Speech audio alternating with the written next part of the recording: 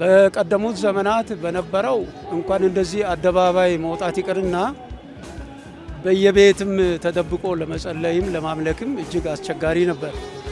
ያ ሁኔታ አልፎ አሁን ሁሉም የእምነት ክፍሎች የየራሳቸውን ሃይማኖታዊ በዓላት በአደባባይ በጎዳና እንደዚህ ተናግረዋል።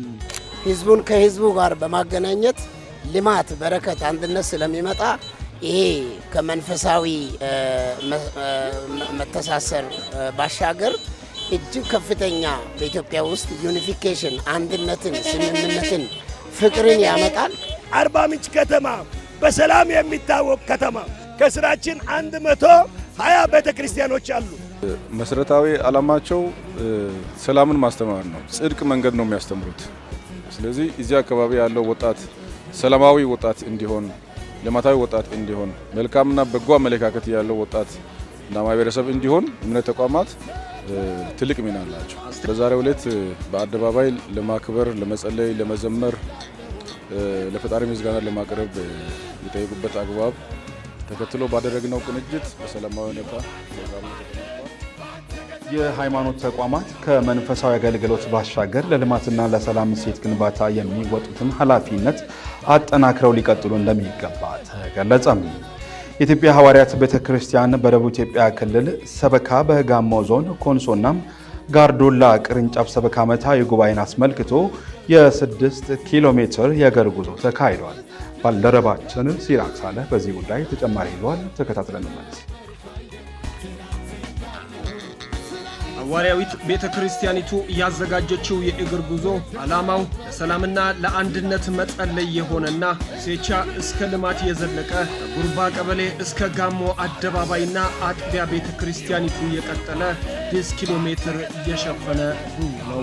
በዚህ የሰላምና የአንድነት የጸሎት የእግር ጉዞ ላይ ተገኝተው መልእክት ያስተላለፉት የኢትዮጵያ ሐዋርያዊት ቤተክርስቲያን ዋና አስተዳዳሪ ቢሾፕ ኢሳያስ አሻ ሰላም የሁሉም መሰረት ነው በማለት ሃይማኖት ተቋማት ከመንፈሳዊ አገልግሎት ባሻገር ለልማትና ለሰላም እሴት ግንባታ የሚወጡትን ኃላፊነት አጠናክረው ሊቀጥሉ ይገባል ብለዋል።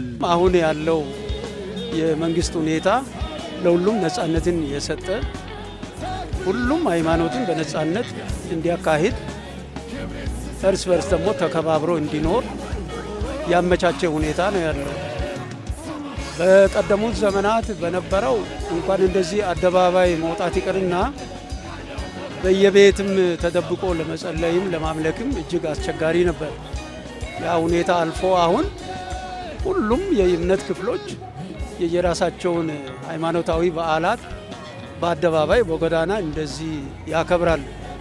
የኔ ምክር ምንድነው? ለሁሉም የእምነት ክፍሎች ለኛም ለራሳችንም እምነትን ለማራመድ ነጻነት እስካለ ድረስ ያንን ነጻነት ተጠቅሞ በሰላም እምነቱን ማወጅ ይችላል። የኢትዮጵያ ሐዋርያዊት ቤተክርስቲያን ሰላምን ለምድር የምትሰብክና ልማትና በሰላም ጉዳይ ከመንግስት ጋር ተባብራ የምትሰራ ናት ያሉት ቢሾፕ ኢሳያስ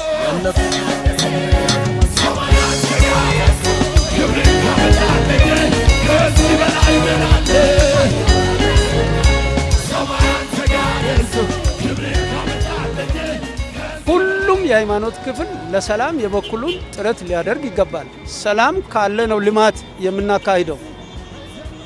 ልማት ደግሞ ከድህነት የመውጫ አንዱ መንገድ ነው። ጠንክሮ መስራት። እኛ ህዝባችንን በጉባኤያችንን በየአጥቢያው እናስተምራለን። ስራ ይሰራ፣ ከልማት ጋራ ትብብር ይደረግ።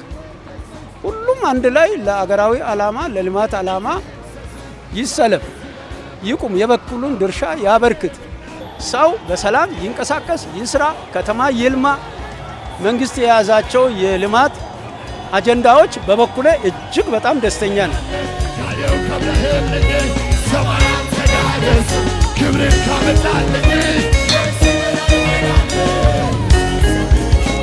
ሶስት አይበቃም አራትም ቢሆን ያንሳል። ካልደገምከው ጠላት ወድቆ ይነሳል። ለማሸነፍ ከፈለግ ጠላትህን አታሳንስ፣ አምልኮ ምስጋና። ሶስት አይበቃም አራትም ቢሆን ያንሳል። ካልደገምከው ጠላት ወድቆ ይነሳል። ህዝቡን ከህዝቡ ጋር በማገናኘት ልማት፣ በረከት፣ አንድነት ስለሚመጣ ይሄ ከመንፈሳዊ መተሳሰር ባሻገር እጅግ ከፍተኛ በኢትዮጵያ ውስጥ ዩኒፊኬሽን፣ አንድነትን፣ ስምምነትን፣ ፍቅርን ያመጣል። ለህዝብም፣ ለመንግስትም፣ ለልማትም አንድነት ሲኖር አንድነት፣ አንድ ሀሳብ፣ አንድ ልብ፣ አንድ መንፈስ ሲኖር ጥሩ ልማት ይመጣል፣ ሰላም ይመጣል፣ በረከት ይመጣል ብዬ ነው ማስበው። ከዛ ባሻገር ለህዝቡ እናስተምራለን። ልማት እንዲመጣ የመጀመሪያውና ትልቁ ነገር ሰላም ስለሆነ አንደኛ ለሰላም እናጸልያለን። ሁለተኛ ህዝቡን እናስተምራለን። ሶስተኛ ለልማት ከመንግስት ጎን እንዲቆሙ እናስተምራለን፣ እንመክራለን። በስፍራው ተገኝተው አስተያየታቸውን የሰጡት በኢትዮጵያ ሐዋርያዊት ቤተክርስቲያን ስራ አስፈጻሚና የአዲስ አበባ ሰበካ ኃላፊ ቢሾፕ ተረፈ ፈካ ቤተክርስቲያኒቱ ባዘጋጀችው የ6 ኪሎ ሜትር የሰላምና የጸሎት የእግር ጉዞ ላይ አርባ ምንጭ የሚታይ ለውጥ ግስጋሴ ላይ ናት በማለት ለውጡ ምክንያት ከአምላክ የተቸረው ሰላም በመሆኑ ይህ ሰላም መጠበቅ ሁሉም ሊጸልይና ሊሰራ ይገባል ብለዋል። ከተማይቱ ለሰው ልጅ ከምንም በላይ አስፈላጊ የሆነው ሰላም የሚገኝባት ዞኑም የሰው ዘር መገኛ እንደመሆኑ ሰላም ሁሉም በመሆኑ ከተማዋ ነዋሪ ሁሉ የሚታየው ሰላምና ልማት እንዲጸናና ቀጣይነት እንዲኖረው አንድነት ስሜት እንዲተጋም ጠይቀዋል። የኢትዮጵያ ሐዋርያዊት ቤተክርስቲያን ስራ አስፈጻሚና የደቡብ ኢትዮጵያ ክልል የጋሞ ኮንሶና ጋርዱላ ሰበካ ኃላፊ ቢሾፕ ከበደ ጋሻው በበኩላቸው 39ኛውን ጉባኤ በማስመልከት የተደረገው የእግር ጉዞ ለሰላምና ለልማት የተጸለየበት ከመሆኑም በላይ ቤተክርስቲያኒቱ ልማትና ሰላም ጉዳይ ከመንግስት ጋር ተባብራ እየሰራች እንደሆነ አመላካች ነው ብለዋል። የአርባ ምንጭ ዓለም አቀፍ ስታዲየም ግንባታን ጨምሮ በበርካታ መንግስታዊ ልማቶች ላይ የተሳተፍን ነው ያሉት ቢሾፕ ከበደ ይህም ተጠናክሮ የሚቀጥል ሁሉም ምዕመንና ነዋሪ ሊተገብረው የሚገባ መሆኑን አሳስበው የሃይማኖት ተቋማትም ከሰላም እሴት ግንባታና ከግብረ ገብነት አንጻር የሚሰሩትን ስራ አጠናክረው ሊቀጥሉ ይገባል ብለዋል።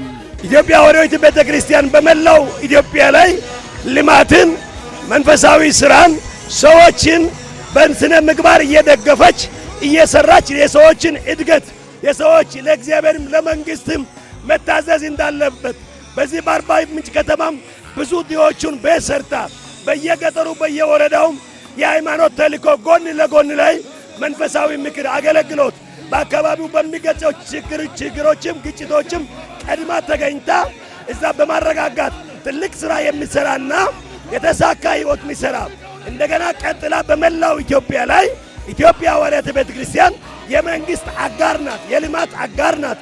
የሚፈልገውን የጋሞ አርባ ምንጭ ከተማ በሰላም የሚታወቅ ከተማ ከስራችን 120 ቤተክርስቲያኖች አሉ።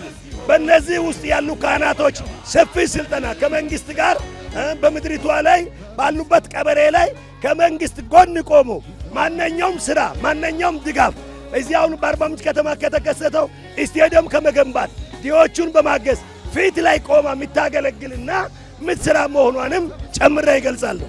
የአርባ ምንጭ ከተማ አስተዳደር ሰላምና ጸጥታ መምሪያ ኃላፊ አቶ አክሊሉ ኢያሱ መንግስት በሰላም ጉዳይ ከሃይማኖት ተቋማት ጋር በትብብር እንደሚሰራ ገልጸው የተደረገው የሰላም የጸሎትና የእግር ጉዞ ሰላም ተጀምሮ በሰላም ተጠናቋል ብለዋል። አርባ ምንጭ ከተማና አካባቢው የሚገኙ የሐዋርያት እምነት ተከታዮች ዓመታዊ ኮንፈረንስ ለማካሄድ በጠየቁን መሰረት ከነሱ ጋር በመተባበር ከሚመለከታቸው የጸጥታ አካላት በተለይ ፖሊስ፣ ህዝባዊ ሚሊሻ ኃይል፣ ጸጥታ አመራሮች፣ ክፍለ ከተማ አመራሮች ጋር በመቀናጀት በዛሬው ዕለት በአደባባይ ለማክበር፣ ለመጸለይ፣ ለመዘመር፣ ለፈጣሪ ምስጋና ለማቅረብ የጠየቁበት አግባብ ተከትሎ ባደረግነው ቅንጅት በሰላማዊ ሁኔታ ፕሮግራሙ ተጠናቋል። የሃይማኖት ተቋማት ሰላማዊ በሆነ መንገድ ሃይማኖታዊ ስርዓታቸውን እንዲያካሂዱ ህገ መንግስታዊ ድጋፍ እንዳላቸው የገለጹት የመምሪያው ኃላፊ ሁሉም የሃይማኖት ተቋማትና ምዕመናን ከሰላም ግንባታ አንጻር ከመንግስት ጋር በመተባበር የሚሰሩት ስራ ተጠናክሮ ሊቀጥል እንደሚገባ አሳስበዋል። እምነት ተቋማት ከመንግስት ጋር በሰላም እሴት ዙሪያ ሰላምን እንዴት ማምጣት እንችላለን፣ ሰላም እንዴት ማስፈን እንችላለን በሚሉ ጉዳዮች ላይ ሰላማዊ ሁኔታዎችን ህዝቡን እንዲከተሉ ወጣቱ እንዲከተል ከማድረግ አኳያ ከኛ ጋር ሰፊ ስራ የሚሰሩ ናቸው። እምነት ተቋማት መሰረታዊ ዓላማቸው ሰላምን ማስተማር ነው። ጽድቅ መንገድ ነው የሚያስተምሩት።